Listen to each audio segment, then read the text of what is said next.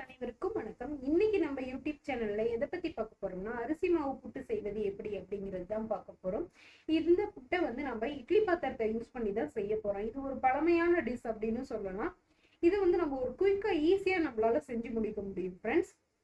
இது ஒரு ஈவினிங் ஸ்நாக்ஸா நம்ம வந்து செஞ்சு கொடுக்கும் போது குழந்தைகள்ல இருந்து பெரியவங்க வர எல்லாருமே வந்து விரும்பி சாப்பிடக்கூடிய ஒரு டிஷ்ஷாவும் இருக்கும் ஃப்ரெண்ட்ஸ். வாங்க ஃப்ரெண்ட்ஸ், இப்போ நம்ம வீடியோக்குள்ள போலாம். அரிசி மாவு புட்டு செய்வதற்கு தேவையான பொருட்கள் என்னென்னு பார்த்துக்கலாம். இந்த சைஸ் கப்பில் வந்து நான் 2 கப் அரிசி மாவு எடுத்துக்கிட்டேன். இதே அளவில் வந்து 1 கப் சர்க்கரை எடுத்துக்கிட்டேன். இனிப்பு அதிகம் வேணும் அப்படிங்கிறவங்க சர்க்கரை வந்து நீங்கள் கூடுதலாக எடுத்துக்கலாம். 1 கப் தேங்காய் துருவல் எடுத்துக்கிட்டேன். 4 ஏலக்காய் வந்து தட்டி எடுத்துக்கிட்டேன். ஓகே, ஃபஸ்ட்டு நம்ம என்ன பண்ணிக்கிறோம்னா இந்த அரிசி மாவை வந்து நம்ம இந்த பவுலுக்கு மாற்றிக்கலாம்.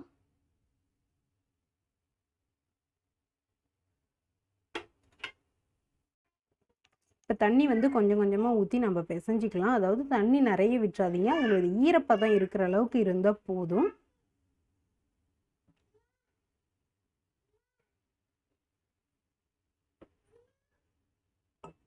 தண்ணி கொஞ்சம் கொஞ்சமாக ஊற்றி பிசைங்க. ரொம்ப ஊற்றிட்டீங்க அப்படின்னா பதம் வந்து மாறிடும்.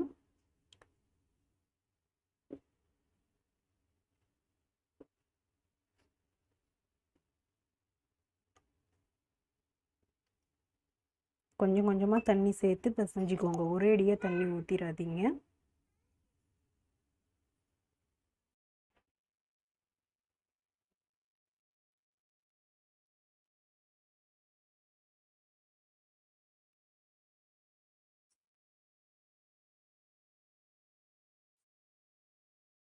லைட்டாக ஈரப்பதம் இருந்தால் போதும், ரொம்ப வேணாம். அப்போ தான் நமக்கு உதிரி உதிரியாக வரும். இல்லைன்னா அப்போ ஒரு மாதிரி எல்லாம் ஒன்றோட ஒன்று அப்படியே ஒட்டிக்கணும். நமக்கு உதிரி உதிரியாக வரணும்.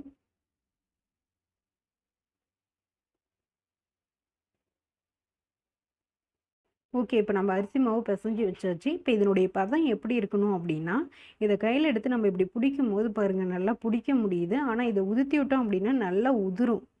ஒன்றோட ஒன்று சேராமல் நல்லா உதிர்ந்து வரும். இந்த மாதிரி பதத்துக்கு நம்ம பிசைஞ்சு எடுத்துக்கணும். தண்ணி நிறைய ஊற்றி பிசைஞ்சிடாதீங்க, கொஞ்சம் கொஞ்சமாக சேர்த்து பிசைஞ்சிக்கோங்க. அப்போ தான் கரெக்டான பதத்துக்கு நம்மளால் பிசைய முடியும். ஓகே ஃப்ரெண்ட்ஸ், நெக்ஸ்ட்டு நம்ம என்ன பண்ண போகிறோம்னா இந்த மாவு பிசைஞ்சு வச்ச மாவை நம்ம இட்லி பாத்திரத்துக்கு மாற்றிக்க போகிறோம்.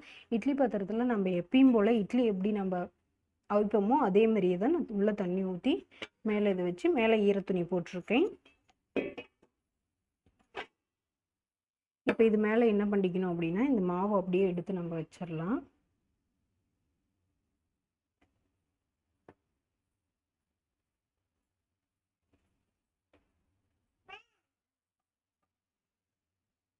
இப்போ எல்லா மாவையும் நம்ம இட்லி பாத்திரத்தில் மாற்றி வச்சு இப்போ என்ன பண்ணலாம்னா நம்ம மூடி போட்டு இந்த மாவு வேகிற அளவுக்கு நம்ம கொஞ்ச நேரம் வெயிட் பண்ணலாம்.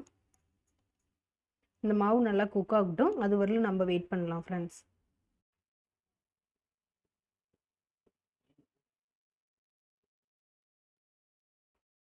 ஓகே ஃப்ரெண்ட்ஸ், இப்போ நம்ம ஓப்பன் பண்ணி பார்க்கலாம் அரிசி மாவு வெந்துருச்சான்னு சொல்லி.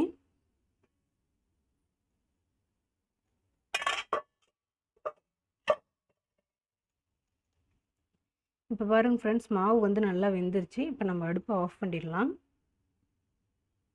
அப்படியே இதை எடுத்து நம்ம பாத்திரத்துக்கு மாற்றிக்கலாம்.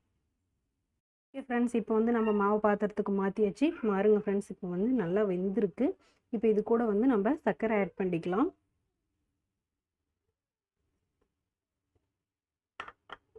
கொஞ்சம் இது நல்லா நம்ம கிளறி விட்டுக்கலாம்.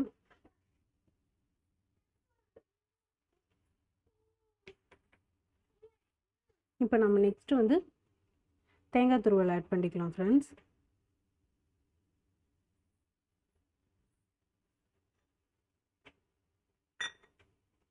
இப்போ இந்த தேங்காய் துருவல் கூடயே நம்ம தட்டி வச்சிருக்க ஏலக்காய் எல்லாத்தையுமே ஆட் பண்ணிக்கலாம்.